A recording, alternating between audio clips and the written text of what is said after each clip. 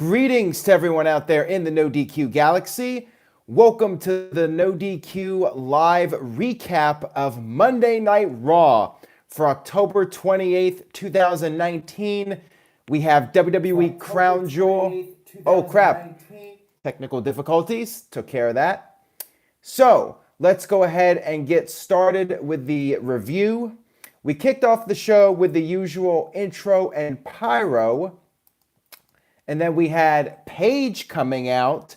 Paige introduced the new women's tag team champions, Asuka and Kairi Sane. Paige talked about how proud she is of them. But then both of them took turns grabbing the mic from her. And then Asuka proceeded to spit the green mist in Paige's face. Becky Lynch came out there to make the save. There was this huge brawl, and that turned into the opening match of the evening, which was Becky versus Kairi.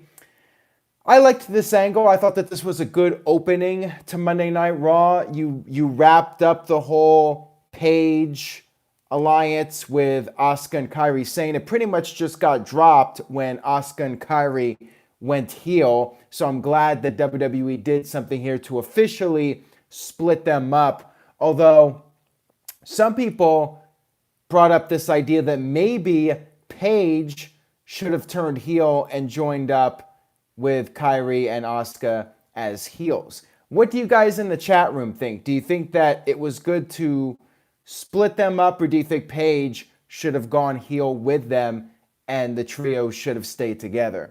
Let me know what you guys think in the chat room. And I'll go ahead and read off some of the comments here.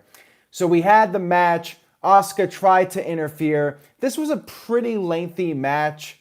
But in the end, Kairi tried to use the distraction to her advantage. She hit this spinning back fist, which Becky kicked out of. And then Becky immediately tapped her out with the disarm her. I expected Becky to get her win back here from a couple weeks ago, and it was a pretty competitive match, so I thought it was all right. I didn't really have any issues with Kairi losing, although one could also argue, again, 50-50 booking. Let's see what you guys think. Michael Wayne says split them up. Calvin Bowman says, I think Paige should have went heel. And Kim Hall wants to know, what is Paige going to be doing forward? Good question. So if it was me, I would have Paige bring in a new tag team, recruit a new tag team to feud with Asuka and Kairi. If we don't see Paige anymore, then it's just a missed opportunity. You want to go the next step in the storytelling. So I would have Paige bring in a new tag team to fight the former tag team. My man Power Packers 90 with the first $5 super chat of the evening. $5 makes him the new No DQ super chat champion of the world. And we'll say via, let's see, the Kenny Omega V trigger, Power Packers 90 is the new champion. He says, so after the Jordan Miles stuff this weekend, you open with Becky Lynch beating up 2 of your 4 all-heel Japanese wrestlers. Not a good look for the company. People are always going to complain. Last week, people complained that the women were not on the show. This week, they were on the show, and we actually got, I believe, 2 women's matches. We also had the tag team match, which I'll get to in a bit. The women were back in full force this week, and, you know, it was 50-50 booking. Becky got pinned by Kairi a couple weeks ago. She got her win back. I don't think this had anything to do with the whole Jordan Miles thing, but I will talk about that in a little bit here. Macaroni Tony says, how did you get a thumbs down already, Aaron? Probably Virtue or somebody who just likes to troll. But thank you for that, Power Packers 90. I appreciate the super chat. So we had a recap of the Rusev brawl from last week in the restaurant in Cleveland with Bobby Lashley. We had R-Truth come out. He had this promo in the ring, and he was asked about what happened with Murphy. And or he was asked about the match with Murphy, and Truth was like, he's not my buddy. I don't even know the guy. And then he talked about the Bollywood Boys beating him for the championship last week, and how he fixed things this week. He just did not see it coming, so he had to go to the doctor. He got his lens crafters. He got his bifocals. I guess this was supposed to be funny, but kind of was a miss for me. Buddy Murphy came out and said, "You might not know who I am yet, but you will not forget me." I guess R-Truth will never forget the name of Buddy Murphy. Hank Schrader on the shitter with a $2 super chat says, "I did not watch, but I got to support my homie."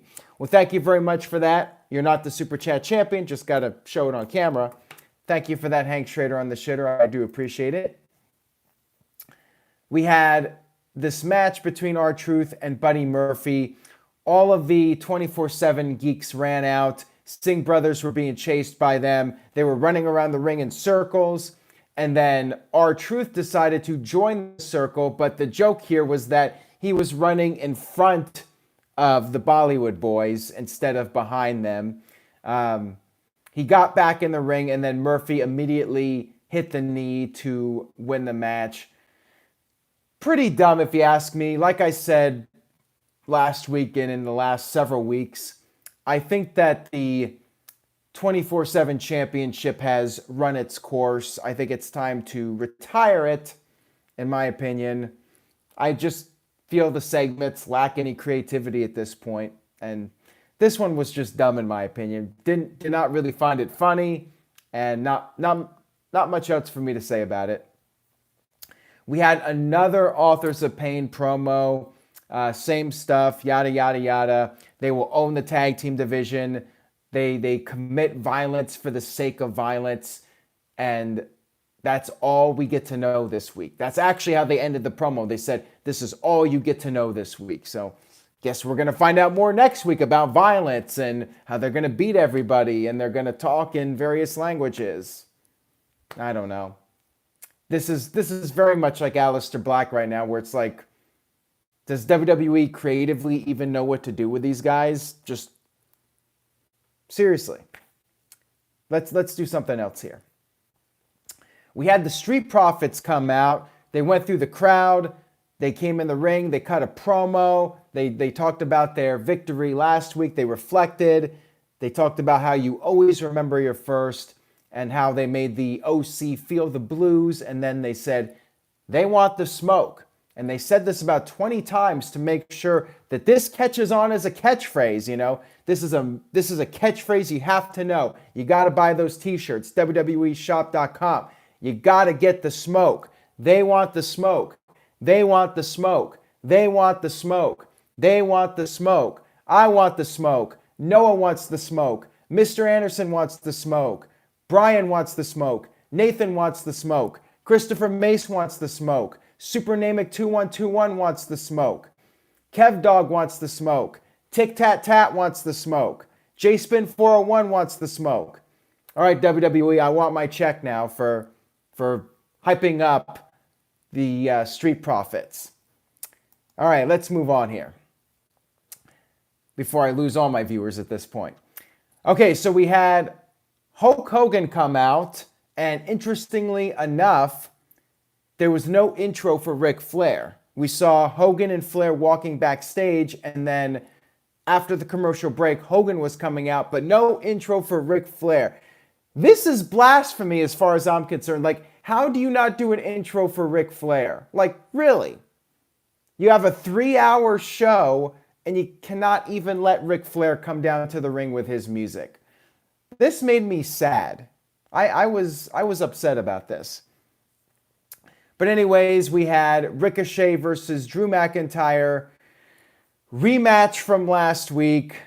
Drew was getting in Hogan's face, and then he started taunting Hogan's pose during the match, you know, doing a... And this was another pretty lengthy match, which I'm okay with because Ricochet and Drew McIntyre always put on a good performance. But my issue was that we saw the match last week. We didn't really need to see it again. And furthermore, We did not need a long match just to end in an RKO from Randy Orton. Orton came in, hit the RKO on Ricochet, which is fine, better than 50-50 booking, but don't make me sit through a 15-minute match when you're just going to have Randy Orton run in anyways. Do a 5-minute match, let them do all their big moves, just shorten it, and then Randy Orton comes in RKO. But I think it's a bad idea to do this because people get invested in the longer matches, and you're basically saying, why bother getting invested in a long match when it's just going to end in a screwy finish anyways? Do a short match if you're going to do a screwy finish. Just my personal opinion on it. I'm sure some people don't care. They just will do what a lot of people say to do, like the Big Show. Shut up and enjoy. It's great wrestling, damn it. But yeah, I wasn't a fan of the match going really long and then just doing the screwy finish. But yeah, Randy Orton came in, heel stood tall, and I will be shocked if Team Hogan does not prevail at Crown Jewel. We had AJ Styles backstage with Humberto Carrillo, and AJ was saying how Humberto picked the wrong top champion to go up against last week, and then proceeded to challenge Humberto to try and make a name for himself against the phenomenal AJ Styles. We had the Viking Raiders face two enhancement guys, which I guess is fine, but here's the thing. Why not start building up a tag team to face the Viking Raiders? The Viking Raiders are the champions. They've been booked strongly. They're good now. They don't really need to be winning squash matches. They're the champs. Let's start building up another team that can be a credible force against the champs. Just my opinion. But I mean, this was fine for what it was. And I guess WWE wanted to make sure these guys got a babyface reaction. So you had the enhancement guys in Chicago Cubs uniforms, I guess because they're rivals with St. Louis. I don't follow sports, so I don't know, but that's what I'm presuming. And then next up we had Andrade versus Sin Cara. Andrade had Zelina Vega and another rematch from last week. Why, I don't know, but got to have those rematches. You have so many people on the roster, yet you have to do the same matches over and over. So, okay, whatever.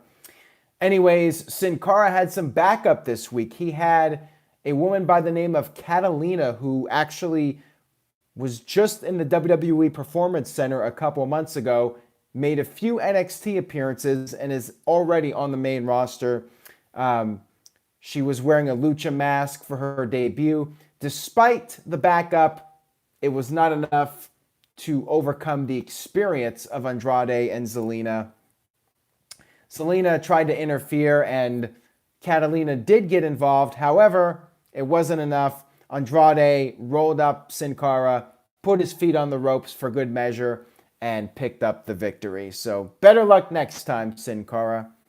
Maybe you need two people to back you up for a victory.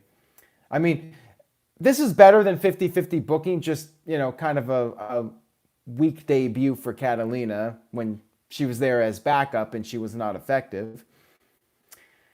Next up, we had Charlotte and Natalya versus the Iconics, former women's tag team champions, the Iconics. Basically, a glorified squash match. Charlotte hit the spear to Peyton Royce, and then Natalya tapped out Billie Kay, and pretty much just a showcase for Charlotte and Natalya. Not much else to say about it. We had a Seth Rollins promo. He talked about how he is a fighter, that is what he does, and that's why he accepted the match with Erick Rowan, Falls Count Anywhere, 3 days before Crown Jewel. The announcers and Rollins brought up how Rowan was a former Wyatt family member, and perhaps Bray had Rowan sent to try and take out Rollins before the pay-per-view. So we had this Falls Count Anywhere match, which was fine. It was your pretty standard Falls Count Anywhere match. They fought in the concession area. Rowan chokeslammed Rollins through a merch table, and Rollins kicked out of that. We had a commercial break. We came back. They fought by the staging area. Rollins hit a curb stomp to Rowan on the announce table, which Rowan kicked out of. Rollins dove off the announce table onto Rowan, who was on the floor. They fought into the backstage area. Rollins did a stomp onto the ladder.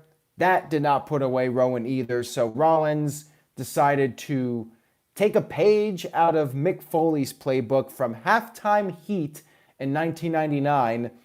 For those of you that don't remember that match, very entertaining match. I would recommend checking out if you've never seen it before. They basically did that finish where Rollins used a forklift. He had the forklift basically prevent Rowan from kicking out, and that's how Rollins pinned him in this Falls Count Anywhere match. Imagine if they did this with Bray Wyatt at Crown Jewel. Man, people would have been outraged over that. I'm guessing WWE will do something different now, and that will not, in fact, be the finish. We had another Alistair Black backstage promo talking about the definition of insanity is doing the same thing over and over again, expecting different results, much like these types of promos. He said his victories have been the same thing over and over again, but he does not want the outcomes to change. And then he asked the question, if I'm not a madman, what am I? I don't know, Alistair, but man, I am very tired of these promos.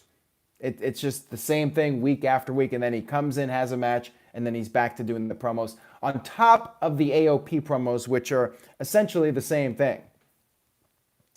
Next up, we had AJ Styles versus Humberto Carrillo. Humberto was very game, but he could not put away the more established AJ Styles. AJ won with the calf crusher, and then after the match, AJ acted like he was going to shake Humberto's hand, but kind of blew him off, and then Humberto went after AJ. AJ took him out with the Styles Clash, and then OC got in the ring. They were about to hit the Magic Killer, and that's when the Street Profits made the save for poor Humberto. By the way, I am not a fan of the OC's new music and AJ's new music. I just find it to be very generic. I don't know what's up with these recent themes. Like, there was that report that the CFOs were gone from WWE, and I wonder if that is legitimate, because these last several entrance themes that have been introduced, I think, have been really lackluster. Erick Rowan's and the OC and Buddy Murphy's new song, like, they all suck. Like, they're very generic. Like, I can't remember them 5 minutes later. And it's a stark contrast to, like, Bobby Roode's song and Nakamura's song. Like, the first time I heard the theme song, I'm like, this is amazing. Like, this is going to get these guys over. Like, the first time I heard those songs, like, those were great theme songs. And quite frankly, it's the only thing that has really helped Bobby Roode's career as far as I'm concerned. Like, the music has gotten him over more than anything else, by far, in my opinion. And Nakamura's theme song has been great. Great for his entrance and whatnot. But yeah, I have not been a fan of some of the recent theme songs. And I agree with Samir. AEW needs Jim Johnston. I definitely second that one. Psycho Jet Black with $5. So Psycho Jet Black is the brand new, reigning, and defending No DQ Super Chat champion. He says he wins the title via Naomi's rear view. I have to say that's a first for the No DQ Super Chat championship. And he says, the big Carl I'm eating is more over than EC3. Oh, why do you got to do EC3 dirty like that? He says, also your opinion on the Jordan Miles tweets. I will talk about that here in a few minutes. I will address that, so stay tuned. I will do that after the Raw review. And Noah Foster's like, I forgot Naomi was still employed. She is, in fact, still employed. we had the final segment of Monday Night Raw, which was the divorce court. Jerry Lawler brought up how Rusev is still wearing the wedding band, and he wants to know what the deal is, what led to this split between Rusev and Lana. Lana said that she did not want to air dirty laundry, but people have been bullying her and harassing her, so she is going to explain what happened. She is going to tell the truth. Crowd started chanting Rusev Day, to which she responded with shut up, as she might have said back in the day. But then she did explain what happened. She said that the marriage was only about one thing that Rusev wanted, and that is sex. And then Rusev was like, can you blame me?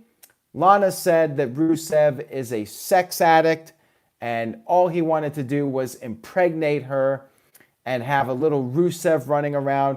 She said she cannot do that because she has a career and she cannot have those stretch marks. Then Lana dropped a little bombshell of her own, saying that it was actually Rusev that cheated on her. And Rusev was like, what? Lana said Lashley told her this, that Rusev cheated on her. Lashley then ran down to the ring. Rusev took out Lashley, and then Rusev took the wedding ring and literally shoved it down Lashley's throat. Lana got in the ring, started using the kendo stick on Rusev, which Rusev was no-selling. Rusev then stopped her from using the kendo stick and said, I loved you. And that's when Lashley hit a low blow on poor Rusev right after the family jewels. And then you had Raw end with Lashley and Lana making out. I know this might be unpopular, but I thought this was the best part of Raw. I was entertained by this. Some people say, yeah, it's a train wreck, it's ridiculous, but this was like one of the only things on Raw that got me alert and interested in what was going on. Like most of this show, I was really struggling, guys. I was on the verge of falling asleep. Like these rematches and just 3 hours where it felt very little was happening. We actually had some kind of storyline development here and something happening. The beginning of the show with Paige I liked, and a few things here and there I liked, but overall, like, I was bored for most of this Raw until the end. The end is what got me intrigued about what's going to happen next. Nothing else on this show did that.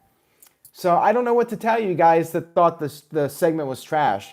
I mean, it was a bit of a train wreck, but I enjoyed it. I was entertained by it.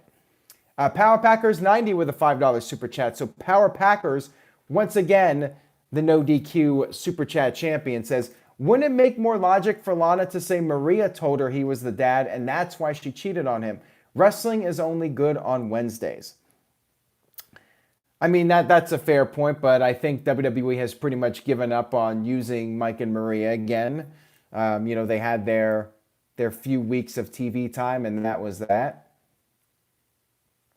Kayfabe Candy Ass says it was garbage television. Not a fan of the story or segments. Well, there you go. Kayfabe and I are not on the same page.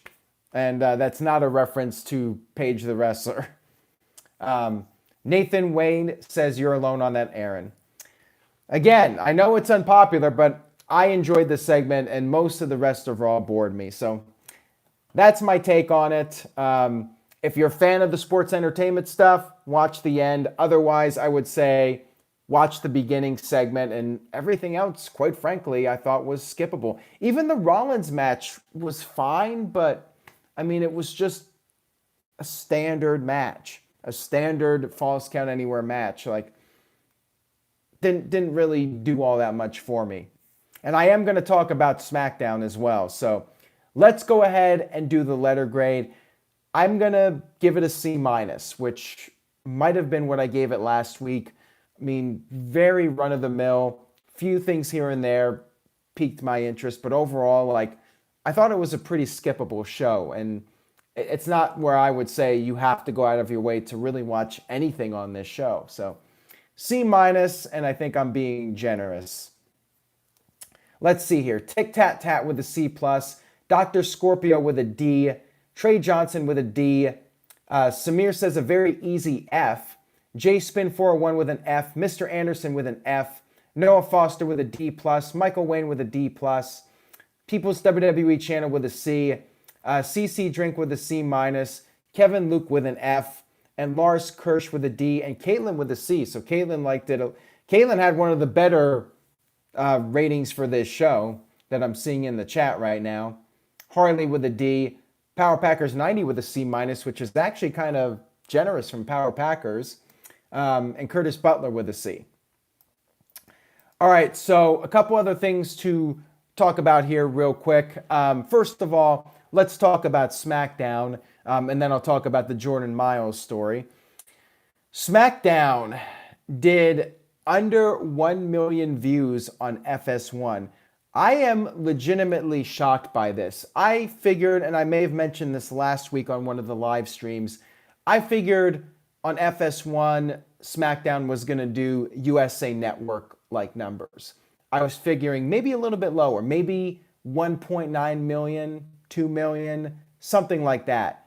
That's what I was predicting for the FS1 number, because FS1 is available in almost as many homes as USA Network and TNT. At something like 85 million. And WWE heavily promoted it. They promoted Brock Lesnar. They promoted Cain Velasquez, Hogan, Flair. They promoted it on Raw and on SmackDown the previous week.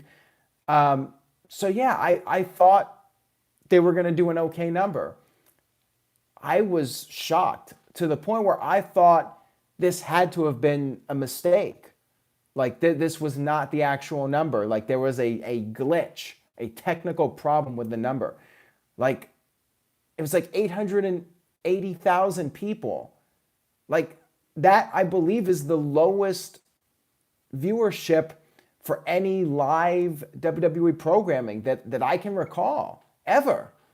Like by far, I think the lowest Friday Night SmackDown on Sci-Fi or whatever station it was on in 2015, I think that did like 1.5 million, and that was the previous record low. Like, it legitimately shocked me. So I don't know what this means for next Friday.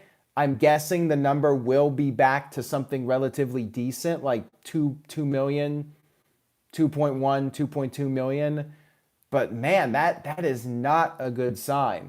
I don't know what else to say about it. I know people are going to make excuses saying that I don't get FS1 and all that, but yeah, I did not think it was going to be nearly that low. And yeah, AEW had more viewers than SmackDown. AEW may never be able to say that again. Like, I think those numbers are going to go back up to something relatively decent, above 2 million next week. If they don't, that's really bad.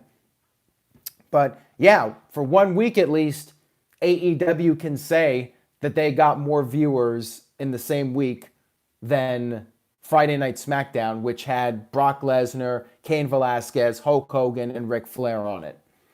So there you go. Moral victory for AEW. Although, you know, saying they beat SmackDown when they did not get 1 million. I mean, not the greatest thing to brag about, but hey, it's something.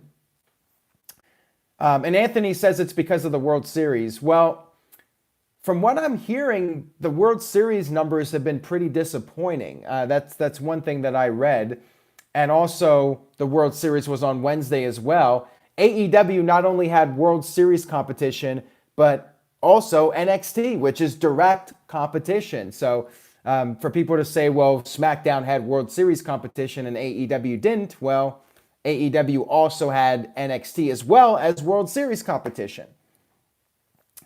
Ken terminated by Google with a $5 super chat. So Ken is the new No DQ super chat champion. Says he gives Power Packers the WrestleMania 35 Bexploder and T-Bone Tazplex.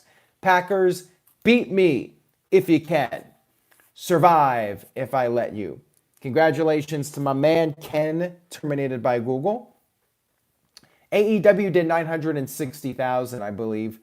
And then NXT was what, 100 something. All right, so the other story is Jordan Miles, which really blew up on the internet today and got a lot of traffic for NoDQ.com. So my take on it is, yeah, the t-shirt that was about to be released, but WWE did not actually sell any t-shirts. It was an offensive t-shirt. It was a very bad design, and I'm not sure what the person who came up with that design was thinking. I hope it was a mistake and it wasn't intentional. But yeah, bad idea. With that being said, I think Jordan Miles going on social media and writing about this and tweeting about it and deleting tweets and calling out Ring of Honor and Jay Lethal, not sure if it was the smartest career move. Now, maybe it'll work out for him because WWE's in a bad spot. They cannot fire the guy. Like, if they fire him or release him, unless he specifically asks for it, that can open up a lot of problems for WWE. That would be a PR nightmare. Like, they're stuck. They can't fire him. Now, what they can do is just not use the guy, and that's it for him. And, you know, he was being built as the breakout star of NXT, and you know, that sort of thing. So he had some momentum going on. And but I just can't see WWE using him now because he's bad-mouthing the company and making a really big deal out of it. And they're like, you know, this guy's not a team player. You know, we made a mistake, and he's bashing the company and all that. But, you know, Lio Rush was writing controversial things, and WWE is still using the guy. So maybe he sees what happened with Lio Rush, and he feels like this is a good publicity stunt for him, and he might have the any publicity is good publicity mindset. Or maybe he's just like, if they fire me, then I'll go somewhere else. So yeah, it's a very bizarre situation for sure. And we'll see what happens next. We'll see if WWE after the heat dies down, if they do in fact do something with him or not. I mean, if the guy's really upset, if this wasn't a publicity stunt, if he's legitimately pissed off about the t-shirt, then he should ask for his release, and WWE should probably grant it, because, you know, if they're not going to use him now, then let him go. But you gotta have him be the one to initiate it. Otherwise, you know, you're going to open up a can of worms. So my thought process, if he's legitimately unhappy, then he should ask for his release, and WWE should give it to him, and everybody should move on. Let him go to AEW or somewhere else and continue his career. But yeah, it's a really bizarre situation. I mean, I was reading the tweets and I'm like, wow, this is crazy. So lots of stuff going on. Very busy news day. So if you're not up to speed with all the news, make sure you guys stay tuned to NoDQ.com for the very latest. I will be back Wednesday night to review the special Halloween edition of AEW, and perhaps also give some NXT thoughts. And let me know what you guys think in the comments about AEW and NXT, like with the review videos. Do you guys want me to move NXT recap to a different night, or do it on Friday nights along with SmackDown? Or do you like me talking about the NXT stuff along with AEW on Wednesdays? And by the way, if you're looking forward to Wednesday night, make sure you guys give this video a thumbs up if you're looking forward to the next Wednesday night with AEW Dynamite and NXT. If you're excited for that, give the video a thumbs up, and make sure you guys subscribe if you haven't already. Click on that notification bell to get updates as they become available. And that's all I got for tonight. Thank you all very much for watching. And don't forget, Thursday night too, Crown Jewel coverage on NoDQ.com. And I will be doing a live stream afterwards, whenever that is, 6 o'clock p.m. Eastern. I have no idea, but it'll be at some point Thursday evening, Halloween. Yep, got to work on Halloween, but it is what it is. Thank you guys again. And I'll see you all on Wednesday night, which is also Caitlin's birthday. So make sure you guys wish her a happy birthday. See you guys next time.